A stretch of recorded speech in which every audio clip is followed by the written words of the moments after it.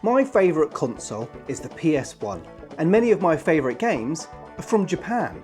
And so when I got myself a region-free PS1, I realised that I could finally play some of the unique Japan-only PS1 games that I never got the chance to play before. Stuff like this.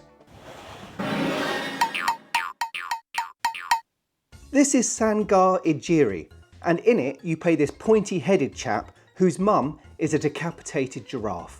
And I'm not making this up, by the way. This is his mum, the decapitated giraffe, giving birth to him.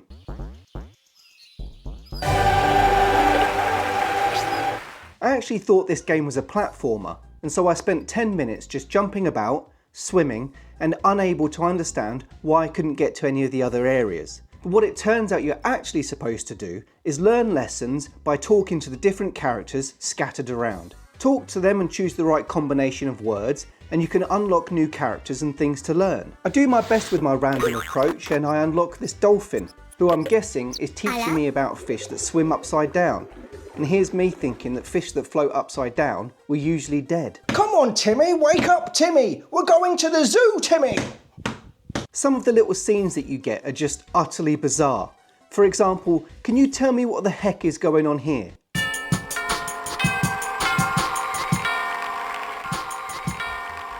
So I talk to Pointy Head's mum and she gives him a present.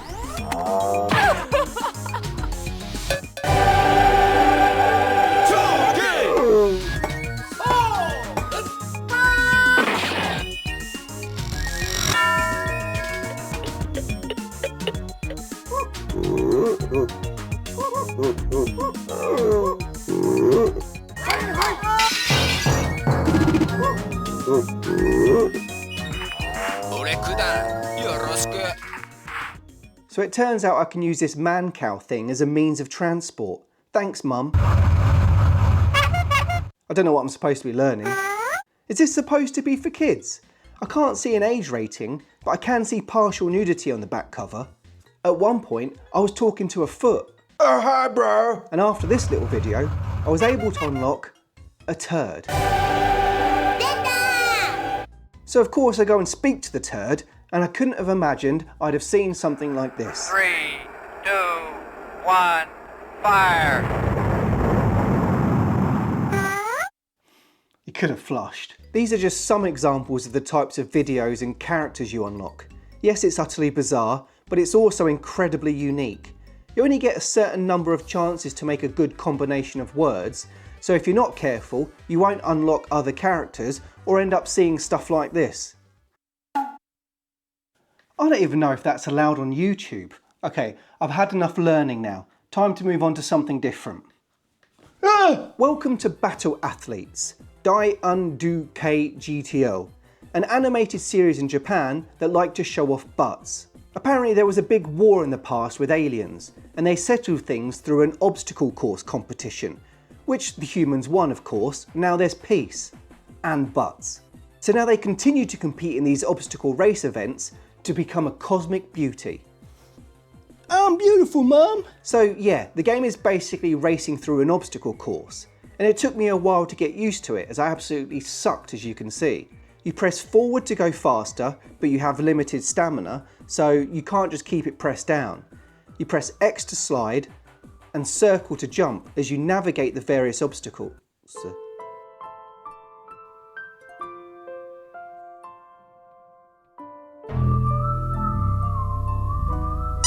After a bit of practice and numerous retries for almost an hour, I managed to win my first race. Each character you face has a different course. There's a snowy one, Vegas one, floating head in the background one. And once you get used to what you're doing, it's actually quite fun, even if I do still make a lot of mistakes. Still, in one race, I managed to get the win because the AI character was too busy slapping her butt. I'm pretty sure I won enough races to get through to the final boss. Well, I think he was the final boss because he could do this. I can do that. Seriously, I can. Anyway, I couldn't beat this guy, so I guess I'll never be the cosmic beauty. Mum, I don't think I'd ever be cosmically beautiful enough. Love Love Toroko means love love truck, or so I've been led to believe by the internet. But I wouldn't recommend Googling that, you get some strange stuff. Anyway, Love Love Toroko is a game where you use one of those things you may have seen in countless films, a hand car, that's used on railroads, and usually by two people, who have to pump the handle to move along. And imagine if you took a date on one of these, and by date I mean a danger-fueled adventure to get treasure.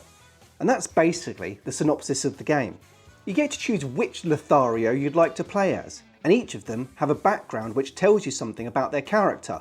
This one loves skateboards, this guy loves basketballs, and this guy likes burgers. Don't judge me! So you want to woo the girl and impress her with how you can avoid obstacles, pick up power-ups, and basically try not to get both of you killed. I guess it's nice that he doesn't follow cliches in order to impress them, but if putting them in danger is what gets them going, then I don't know, maybe that's a bit of a red flag. I mean, if that's what you're having to do now, you're setting the bar pretty high, no? I don't even want to have to think what you'd have to be doing in a few months, let alone a few years' time to keep things spicy. Hey, you want to watch a film later? Yeah, you choose the film, I'll bring the gun and we can play Russian roulette. Well, if trying to woo someone by being on an extremely unsafe handcar isn't enough danger for you, how about climbing up a skyscraper without any safety equipment? Well, you can do that in Crazy Climber 2000, a 3D remake of an arcade game I'd never heard of. But I absolutely sucked at this game. I couldn't get used to the controls and continuously kept falling to my death.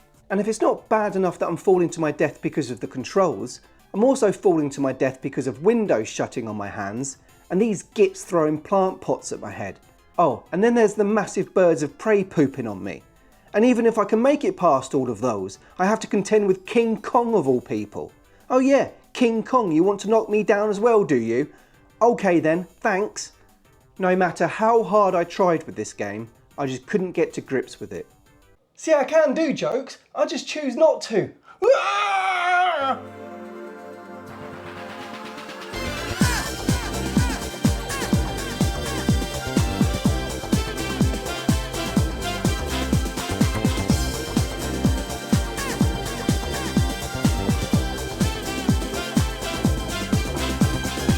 Yeah, that's enough of that. This is Jet to Go, and yes, you fly a plane, and yes, it is actually a lot of fun, thank you. I've always wanted to be a pilot. Fasten your seatbelts, ladies and gentlemen, because now we're taking things up to the clouds. Ooh. So I started off by ignoring the tutorial because I knew I wouldn't understand anything and went straight into flying a Boeing 767 with 270 people on board. I'm sure they're all okay with it being my first time ever flying an aircraft. Ladies and gentlemen, we're going to be fine, don't worry, I've read the manual. Well, I looked at the pictures. I also have a hook for a hand. So I start off being told something, but I've no clue what I'm being told.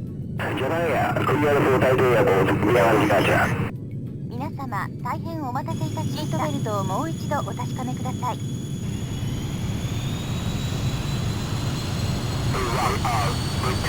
ERV2, what's that mean? There's a lot of beeping, is that normal? Lift off! I'm a pro. After you've completed your takeoff, you get a nice replay. And I've got to say, I enjoy watching this back for some reason, and I don't know why, but the music seems to fit.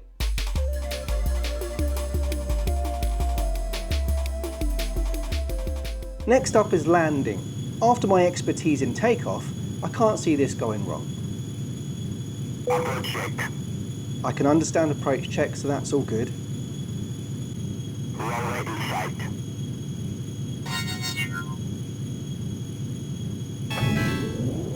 Okay, I forgot to do the landing gear thingy, but I'm sure that'll automatically come out. What's with all the beeps?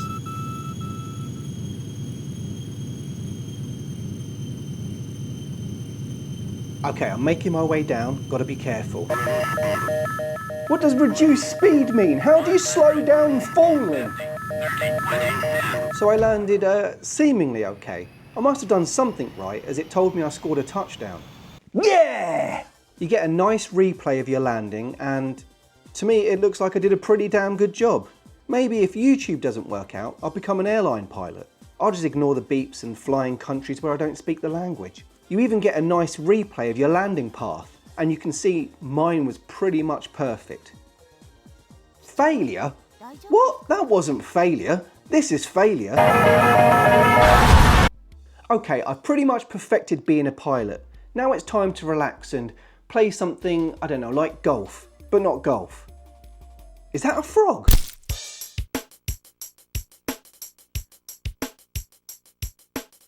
I honestly love this game. This is Kero Kero King, and it's basically golf, but instead of using a golf ball, you use a frog.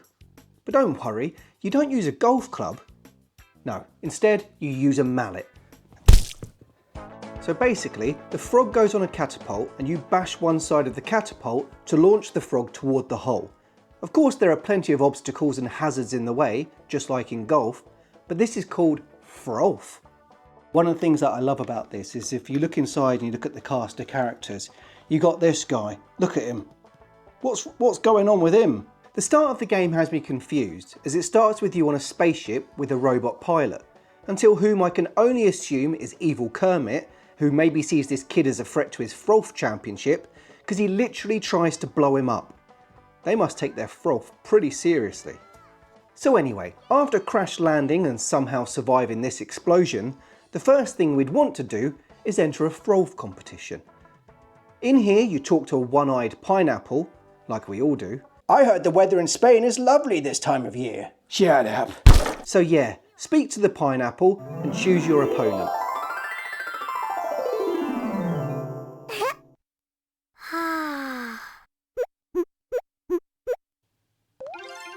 Okay, so the premise is simple. It's basically golf, but with a frog. And there's a whole bunch of obstacles in the way. For example, I didn't know what the clown with an ominous smirk did, nor the spider and web, so I just avoided them. However, my opponent hits the spider web and uh-oh, she ends up out of bounds. So clearly it acts as a spring, but it can also be quite unpredictable. If after a shot your frog ends up near a fly, it'll eat it. And you get points for it as well, but sometimes it can take you further away from a hole. Also, my frog doesn't seem to be too impressed. If you land in the rough, well, this happens. Yep, your frog gets messed up by a snake. Landing in water can be an absolute pain in the backside, as it can literally take you back to the beginning of the hole. It's funny when your opponent does it, but not when I do it. Seriously, bro, don't embarrass me. We've got to work together. Don't swear like that. You can try to use the various things around you to your advantage. For example, at one point I used a spider web to bounce over a water hazard. But things don't always go to plan.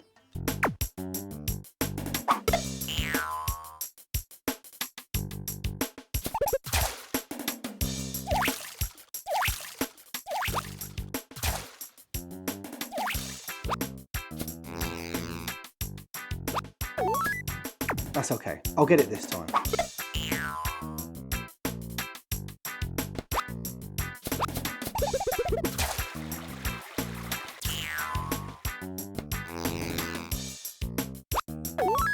It can't get worse than that.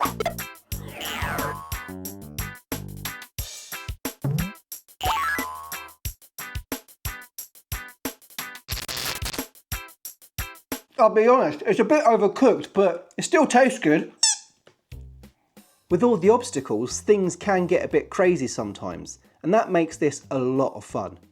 It's definitely something that I'd recommend playing, and if you're less keen or unable to purchase or play a Japanese version of the game, there was also a PS2 version released worldwide called Ribbit King, although I must say I prefer the visuals of the PS1 original, but I would say that, what with being a PS1 nerd. Playing a version of golf with a frog is one thing, but who'd want to play a game where you breed pigs? I'm going to butcher this name, but then again, I guess that makes sense when we're talking about a game with pigs in it. This is Butagi Dain Janai. I've no idea what that means, so I hope it's not offensive, like pig fondler. Okay, so who are we going to choose? This one has a pencil, and this one has a mohawk, but I've got to go with the smoking pig. He even has a tie with his name on it. I had a tie with my name on it once. It takes me a while to get used to what things do, and to be honest, I don't actually get used to anything as I just press things randomly and hope for the best. At one point he got changed into some underwear and went for a swim, I don't know why he'd need underwear, but I'm okay with not seeing his little piglet. After accidentally sending him on holiday, when he returns, I manage to get him back into working hard to get into shape. I don't know what this is called, but I'm glad it resulted in a lot of up, down, up, down. I decide to reward his good behaviour by allowing him to watch TV. Because that's what pigs like to do apparently. Though I'm not sure I approve of the content he's watching.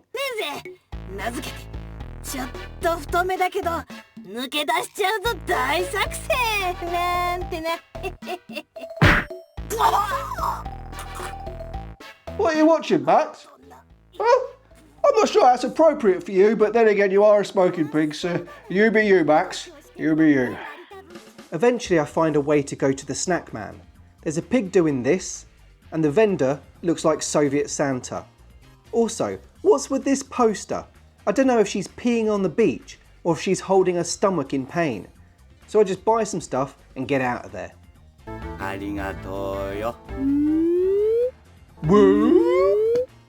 Okay, so I bought a bunch of stuff, and I don't know what it is, but I feed it all to Max anyway. And then I focus on giving him plenty of training exercises, including some hurdles, some boxing, and Bungee jump! I don't know how I did it, but eventually I get Max into his first race. And I don't know why, but I'm feeling pretty nervous for the little guy. Do me proud, Max. I've no idea what I can and can't control here, but I love the fact that Max continues to smoke whilst racing. He slows down toward the end, but Max ends up coming in third place. And after resting up, they do the awards ceremony. That'll do, Max. That'll do. And there goes last place, being dragged off to be slaughtered. After Max did so well, I decided to give him a short rest before taking him straight back into training and then off to another race as quick as possible. Unfortunately, it doesn't go so well, what with Max breaking a bone and dying during the race. Max? Max! Put the oven on, love. We're having roast pork tonight. You know, I never realised how great space is, what with the space donuts and space ice cream. But what the heck is that? A clown planet? That's not what anyone wants at all. Who would want a planet full of clowns? In this game, you play as a kid who's a clown, hence the name Kid Clown. And basically, you need to get to his spaceship whilst avoiding obstacles and this guy who is hunting you for some reason. If you're not careful, you'll end up walking over spikes on the ground or slipping on cans. If you grab these balloons, you'll either get a reward or some type of punishment. And here's me thinking him being dressed like that was already punishment enough. You know, I can see you there, mate. I know what you're up to. Still, it doesn't stop him throwing down some barrels that I'll have to try to avoid. Or I could just get flattened like an absolute pancake, of course. I think you need to get this kid clown to the end of the level before the timer runs out, or else his ship goes off without him, and then it's game over. But it's game over anyway, because no matter how much you wash off your clown makeup, you'll never wash off the shame. As you'd expect, the stages change as you progress, with new obstacles, including clown flowers. You know what? I'm done with this game. There's just too many clowns. He's a clown, the git trying to kill him is a clown, the flowers are clowns, the planet's a clown, even my hand is a clown. I just want you to love me. Do you remember that time Child Mario smashed a toy as he couldn't regulate his emotions? No, nor do I. That's because this is King of Crusher.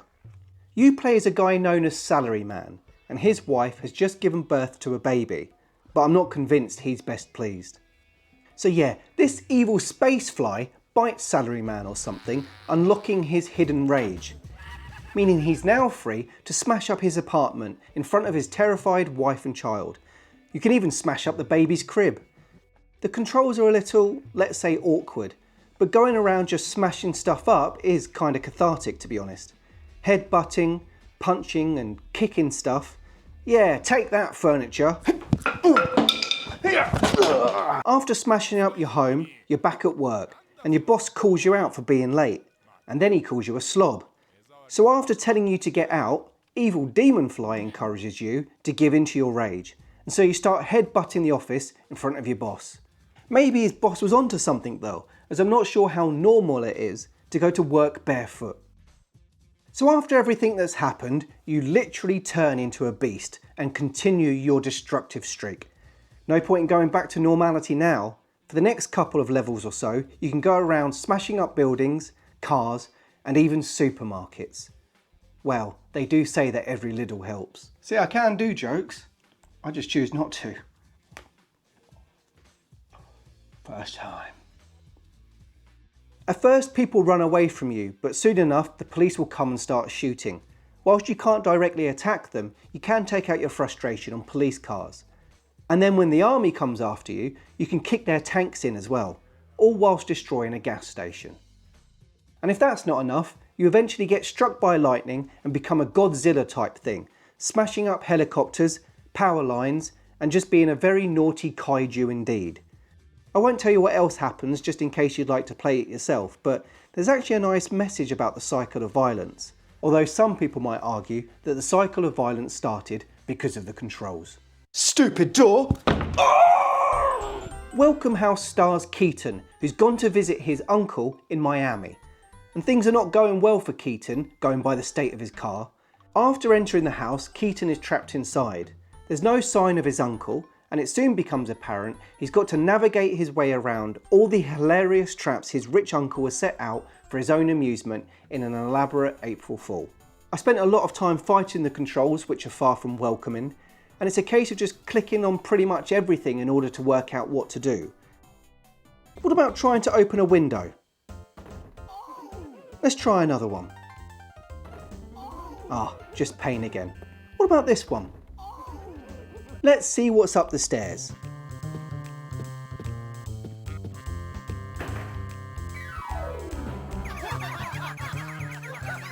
I don't know who's laughing right now, but I'm glad they find it funny. So it turns out I need to go where the bed is, find a key under the pillow, and then unlock a door which opens things up a bit.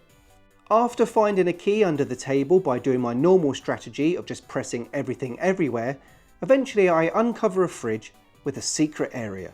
But before I go there, I make my way outside, where Keaton checks out this doghouse, only to get physically assaulted by a rake. And don't you come round here again! I tried to take Keaton for a swim, but he's not keen on drowning, so instead I go back to that hidden doorway we found in the fridge. Eventually I find a floor puzzle and bumble my way through that somehow, until I find a garage where Keaton slips on some oil that's on the floor. And he'll do that every time you need to use this door. Turns out Keaton is disappointed the car won't move, but it does usually help when the wheels are attached, mate. So I go downstairs, pull a lever, slip over the oil again because ha ha, and now I can finally use the stairs. Which is good, because I always struggled before. After going upstairs, there's more doors and this mirror, which seems to have a bit of a weird delay. At first I just thought it was a quirk of the game, but no, it turns out that it's not a mirror, but a doorway. And then the game seemed to get quite Twin Peaks for a moment, as it turns out the mirror that wasn't a mirror is actually Keaton's cousin, Anthony, who gives you a key. So I use the key from Keaton's cousin, Anthony, watch an arrow on the TV, and then enter a room with only a small gap and not much else. Well, not much else unless you try to leave and then the walls start to close in. And there's no way to escape. Where's Barry Burton when you need him? You were almost a Jill sandwich. Nah, don't worry about Keaton, he's all good. That's why there was such a small gap, so he could get flattened like paper and slip through. And that's basically Welcome House. I won't show you any more so you can perhaps play it for yourself. And also because in my version of the story, Keaton's dead. Thanks for watching my video. I know it's been quite different from some of the stuff I've done recently, but it's not too dissimilar from the Hellboy video or my Resident Evil 1.5 video. Thanks for watching anyway, and you know, if you do give me any feedback, try and make it constructive because I don't want to cry. And I'll hopefully see you in the next one. Bye. Stop it!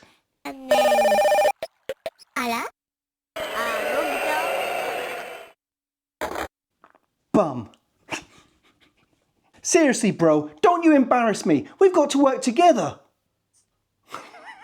So, yeah, thanks for watching, and hopefully we'll see you in the next one.